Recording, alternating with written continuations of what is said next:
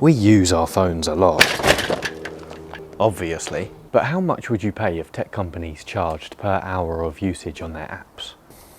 Like a kid who grows up in an abusive home and becomes desensitized to people arguing all of the time, so too we have become desensitized to the fact that we continuously give away our most precious resource, time, to tech companies who couldn't care less about us. In fact, big tech are just a bunch of nerds dressed as tobacco sellers who want your soul instead of your lungs. How can we consume as much of your time and attention as possible whilst giving you a little hit of dopamine every now and then to keep you hooked? They discuss in their board meetings, and we act none the wiser.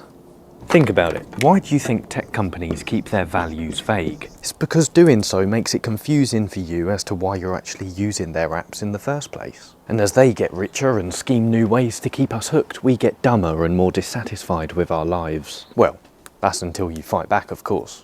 So what is digital minimalism? Digital minimalism is a philosophy of life. It's about being intentional with your tech use and gleaning the utmost benefits that technology has to offer, whilst decreasing and avoiding its amplification of our bad qualities. Because refreshing your social media feed, instantly loading up YouTube, spending 6 hours a day on your phone, sends shattering ripples throughout the course of your life, which makes it impossible for you to garner the presence of mind required to live an intentional existence. It's time to join the attention resistance. Firstly, let's start in the most extreme place. It's time you did a digital detox. Pick a time frame, 7, 14, 20, 30 days. And in this period of time, you are to refrain from using optional use technology completely. Still use technology that might otherwise harm your life, like texting or calling your loved ones. But for any technology use that isn't essential, remove it. For example, if you check Instagram 1 hour a day, delete the app for this period of time. The digital detox is essential because if you try to assess what technology, apps or gadgets you want to use now, you'll likely be misconstrued by the current pull this technology has on you. You also want to set rules. What technology will you use during this period of time and when? During my first digital detox I could only check WhatsApp once a day at 11 o'clock in the morning for 10 minutes. If I missed the window, tough luck. I couldn't check it again. I could use my phone to listen to audiobooks and for workout timers. The digital detox will be a rich opportunity for you to discover meaningful activities that you can do in place of technology. Rigorously explore these activities. Here are 6 you might like to explore. Number 1, spend time alone. Solitude is the subjective state of rest from the input of other minds. You may find you use technology to escape yourself, but then you realise you're not so bad after all. Number 2, buy a watch. Use this to check the time instead of using your phone. Number 3, check ideas with other people instead of the internet. You'll likely have ideas of things that you want to ask Google on your detox. So here's a challenge.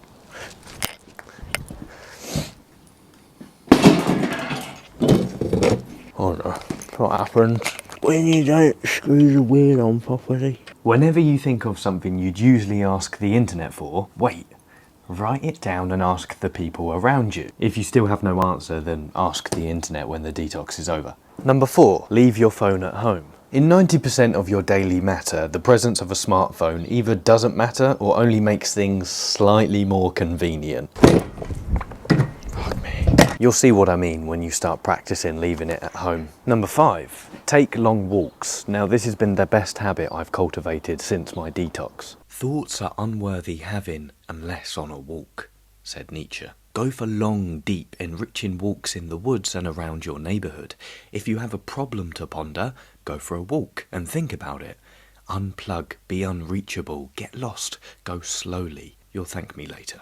Number 6 is write letters to yourself. This is the second best habit I cultivated since my detox. This practice isn't journaling because you won't do it as regularly, but when faced with a troubling or uncertain circumstance, go for a walk, have a think and then return home and write a letter to yourself in a book or piece of paper. I write all my letters on pieces of paper. It feels more like a letter that way. And then we'll need to consider reintroducing tech after you've completed the detox. After you complete your digital declutter, reassess what technology you want to reintroduce to your life and how you want to intentionally use it based on what you want from it. Consider your values and work backwards from there. If you value social connection, ask, is Instagram the best way for me to uphold this value? Perhaps during your digital declutter you realise having a window of 30 minutes a day where you call friends and family is a much better use of your time. Here are some more protocols for this part of your journey. Don't click like. There's no doubt humans are wired for social connection, but is liking someone's post the best way to communicate? Instead, embrace conversation-centric communication. This means you replace shallow surface-level communication on technology, such as texting, for real-life, genuine face-to-face conversations which involve nuance and the ability to develop empathy. Because we're not meant to have loads of connections. Texting isn't deep, it's a mirage of effective communication. You'll realise that when you message less and actually start to embrace having conversations with people in real life, you'll be the rare person who calls, speaks to and listens to others, instead of just hiding behind pixels on a screen. Number 2, set a communication window.